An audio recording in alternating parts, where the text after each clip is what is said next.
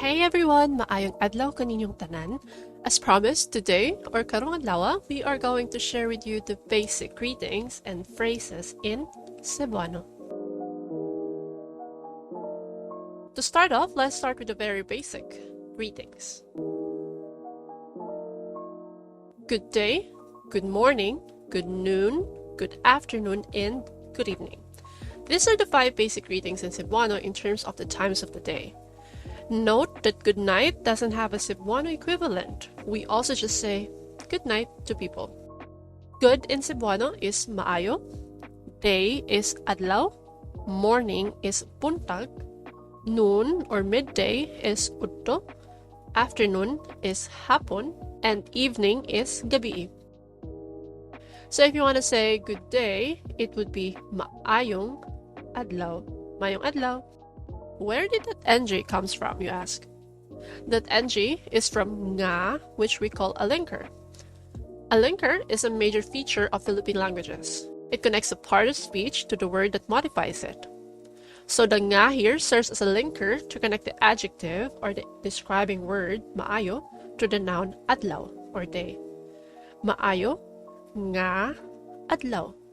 Maayong adlaw. The nga is shortened to ng when the word ends in a vowel. If it's a different time of the day, just replace the adlaw with other words. Maayong buntag for good morning, maayong udto, maayong hapon, or maayong gabi. If it's already past midnight and for some reason you still visit someone and you greet the maayong gabi, it's still acceptable, but it's also not unusual if some people would respond to you, kadlaw naman, which means it's already past midnight.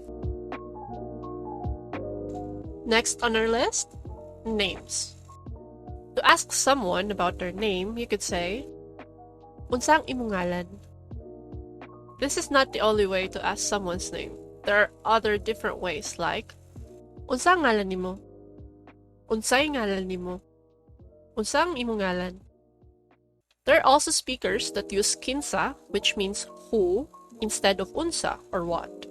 However, using unsa is much more common. Additionally, in some instances, you might hear pangalan instead of ngalan.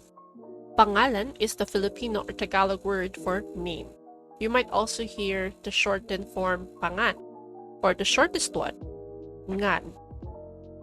I know this might be a lot to take in right now, but just pick whichever is easier for you, and I'm sure it will be completely fine. Unsa meaning what, ngalan for name, and nimo or imo is your. You might be wondering, what's the ang and why doing there? That's a good question. Ang is a noun marker, and you might see it sometimes being replaced by the Y. Noun markers and linkers are very common in Cebuano sentences. We will explain more about it in our future videos. But for now, let's talk about how to answer this question. Ako si is how you say I am in Cebuano. Ang akong ngalan kay, which means my name is. You could also say, ang akong ngalan is my name. The most common way of telling your name is just by directly stating your name. But if you want to be more formal, you could use either of these. Note that when speaking, you might notice that some speakers drop the ang sometimes. That is why if you look it up, other tutorials or articles or even Google Translate, you might get unsay mong pangalan as a result. This is most likely caused by how it's usually spoken, and considering that Cebuano wasn't formally taught in schools, many don't recognize the usage of ang. Many Cebuano speakers tend to shorten their words or sentences, and this case of omitting markers doesn't happen just with this phrase, but in other phrases or sentences as well. Not always, but it happens at times. But just in case it happens that you also forgot it yourself, fret not, as it wouldn't really matter to almost everyone. Hi and hello don't exactly have a direct translation in Cebuano and Filipino.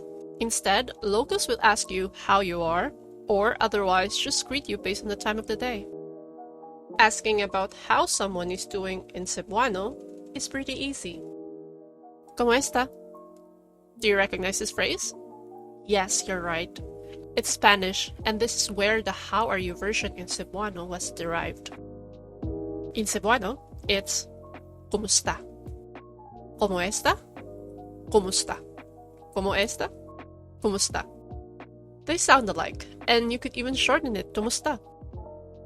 Umusta or musta, whichever you use, is widely acceptable. Even in Filipino or Tagalog, it's just the same word.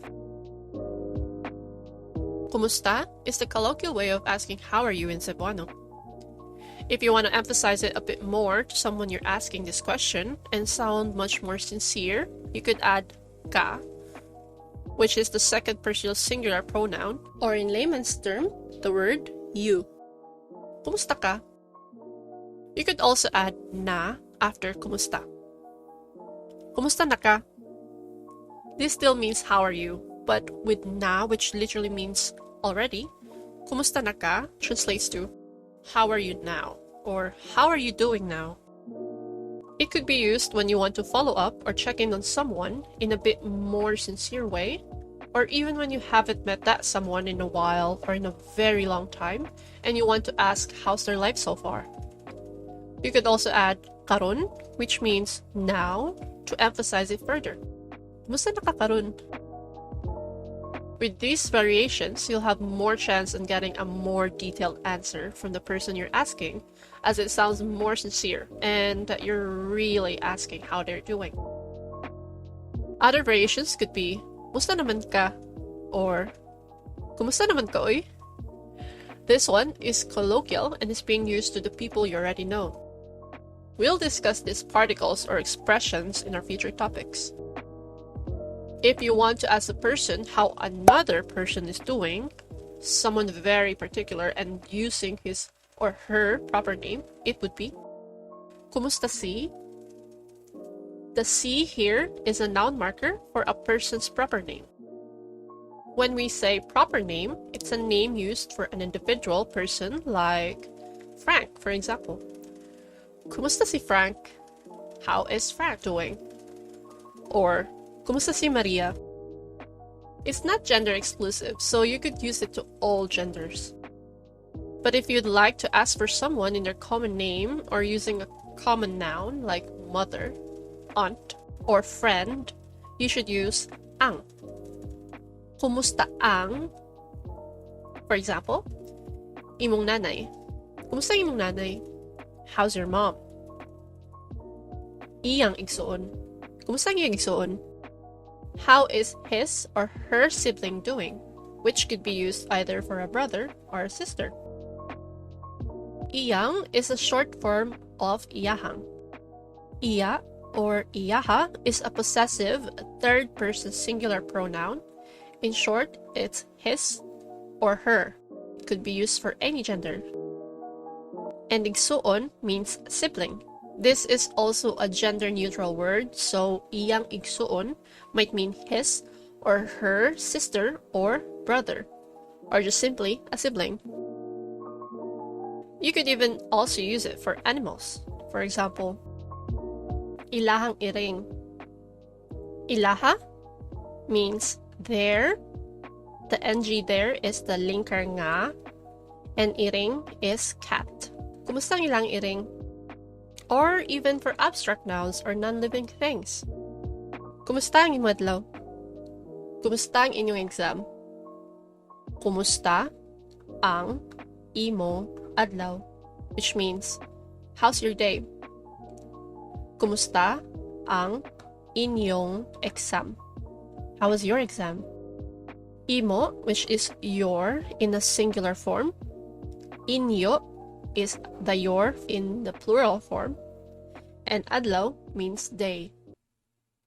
Same with our previous examples earlier, we also used the linker nga that was shortened to ng and attached to the pronoun. For some or many of you, this might still be a bit confusing, but don't worry, as we'll explain more about these linkers and markers in the near future.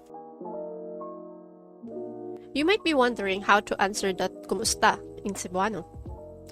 Generally, you could just say, okay lang, which means, I'm okay. The lang there doesn't translate to I am. Lang means only or just in English. So in this sense, it's literally translated as just okay. Okay lang. I'm okay.